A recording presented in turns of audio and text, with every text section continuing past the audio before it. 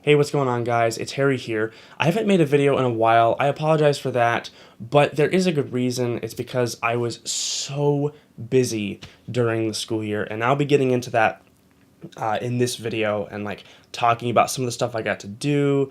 And if I have some cool videos I can show, I'll be showing those as well. Now that we're in 2019, I'll be talking about some of the things that I'm really looking forward to in this year.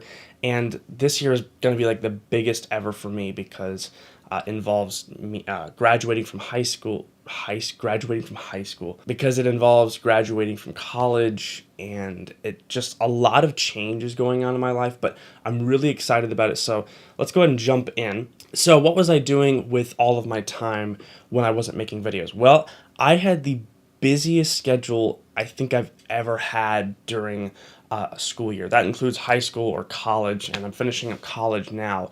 I worked three jobs. No, I actually had four jobs. I had four jobs. Three of them I got paid for. And then on top of that, all my classes and stuff like that, which I was taking, I think 16 to 17 credit hours.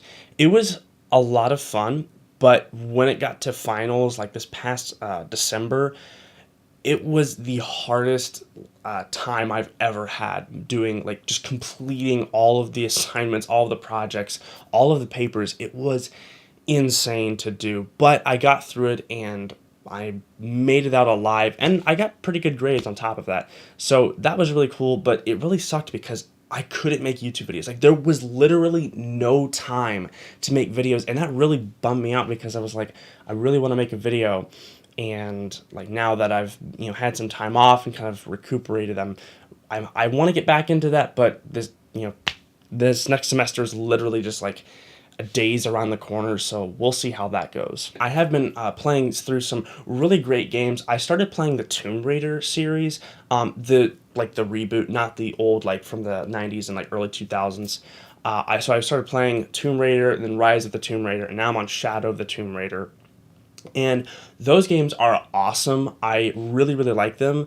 I wish I had a better PC to run them, but they are fantastic games. I love the story. The characters that you encounter are really cool, and it's just fun to play. If you haven't played any of the Tomb Raider games that have recently come out, I would definitely recommend that you pick them up because they're awesome. I've also been finding out kind of where I want to go in life. That's been the biggest thing on my mind throughout this kind of resting period the last 2 weeks. I've been trying to figure out where do I want to go because I am graduating in May. I think I've decided that I would love to do stuff with sound design, and whether that be for I've been actually really thinking about video games. Doing sound design for video games, that would be awesome. But also doing sound design for TV and film, I'm looking into that as well. Now, when I get out of college, I may just have a steady job that's in my field, but not necessarily relating to sound design. It might be more to do with live production, and I might do that for a few years and then try to find where I want to go. And I really hope during that period I can be doing this and focusing a lot on YouTube. So I would come home from work and start planning to make a video. I mean, that's what I did throughout the summer of this past year, and it worked out really, really well, and I really enjoyed it. It was a lot of work, but it was well worth it, and I really, really take pleasure in doing this, and it's just a lot of fun. Of course, I mean, I'm also excited what's coming up this next year. I mean, there's some really cool stuff that's kind of being teased or even leaked, which I don't know if that's necessarily a good thing, but stuff to do with the Galaxy S10, with how phones are still in this strange period of having notches, having little tiny teardrop notches. I mean, I guess that's the same thing. It's still a notch. Phones that are attempting to have a screen on the back or have some type of motor function to pop up the camera and other sensors that we just we can't put behind the screen yet. There's some cool stuff being done with fingerprint sensors, which a lot of fingerprint sensors now in new phones that are coming out are behind the screen, and I think that's the coolest thing ever. But just for the time being, where do we put that front-facing camera? I mean, all of the motor functions and even the back, the screen on the phone, they still feel a little bit like gimmicks. just a little bit. But I would say, from my perspective, the notch feels like a gimmick. I do not like notches. I'm looking at buying a new phone because I only have like this, what is this, an LG K10. You can pick this up for like $80, I think. Not very powerful, but it served me well. But the thing is, like, I'm looking for a phone right now that, doesn't have a notch, still has the headphone jack, and the options for that are getting like less and less and less. Thanks, Apple, for introducing the notch. And some other things I'm excited for within technology, definitely like 5G, though I don't know if 5G is going to necessarily be something that really comes into like full bloom, or we kind of see it in its entirety within 2019. It might be. I know right now that there are talks of phone manufacturers fully supporting 5G. There are different cell phone carriers that are setting up towers for 5G. The point is, there's a lot of stuff that's moving in that direction, but it's not quite there yet. The point is, that'll be really cool to see, where that goes and what cool things that can be unlocked with 5G. I mean, 5G is, it's super fast, well, faster than 4G, I would hope.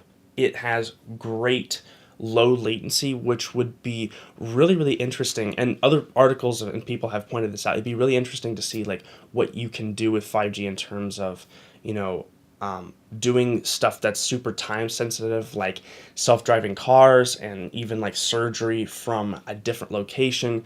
I mean, yeah, those are all things that they will like, throw out there as kind of like a marketing, kind of like ploosh. But I who knows if that will really be a thing when 5G comes around. It may just, for all we know, it may just be, as, just a little bit better than 4G has been and nothing else. Who knows? We'll see what happens. One thing I really wanted to be able to talk about, but was not able to, was the Blackmagic Design Pocket Cinema camera. That camera is just so cool, and I really, really want to buy one. I don't know if, getting out of college and having very little money is the time to buy one, but I might. I'm already talking about, building a new PC this year, because the one I have behind me is like it's almost 4 years old at this point. It served me really well. But in terms of getting like a camera, like I've been shooting with some, kind of lower end like cinema cameras throughout college, and I have to have 10-bit color or 12-bit color or the capabilities of like ProRes or DNx HD or RAW. Like I'm shooting on an A6300 right now, and I love this camera. It's great, but it just does not compare to shooting with some type of, like a Canon C200, a Blackmagic Design Ursa Mini Pro, or shooting with, like a Sony FS5 or some, some type of kind of, mid-range to low-range, cinema camera. Shooting some with that, I would love to do that. All that to say, the Blackmagic Design Pocket Cinema camera seems really great. It's been, to my knowledge, getting really great reviews. Yeah, there's stuff about it that is just kind of annoying, like how the screen doesn't really move on it. But here's the thing. That camera is not a DSLR. It's not the, Panasonic GH5. It is not, the Sony A7 III. It's not that camera. It is a cinema camera. And when you buy a cinema camera, there are things that you have to do the manufacturer's way in order to get the best experience. So yeah, maybe for the Pocket Cinema camera, getting an additional display that you can rotate in any direction and any fashion that you want to get the best picture that you can. I mean, it has a full-size HDMI out on it for that purpose. So, a lot of the comparison videos that have come out over the past like 5 to 6 months, comparing the Pocket Cinema camera with like the GH5 or the Sony A7 III, I don't think that's quite a fair comparison, because the cameras are built to do different things, and they each do certain things really well and other things really poorly. Like, in my mind, the Pocket Cinema camera always wins because it just has such higher color information, but it's not as versatile as something like an A6300, an A7 III, a GH5, any other type of like the Canon mirrorless that are coming out, or the Nikon mirrorless cameras that are coming out. It just simply doesn't have that versatility. It's really good at a few things, and it beats all the other competition in those things. So that's just kind of my thoughts on it. Anyways, I think that's enough for now. Thank you so much for watching, and I will see you guys in the next video.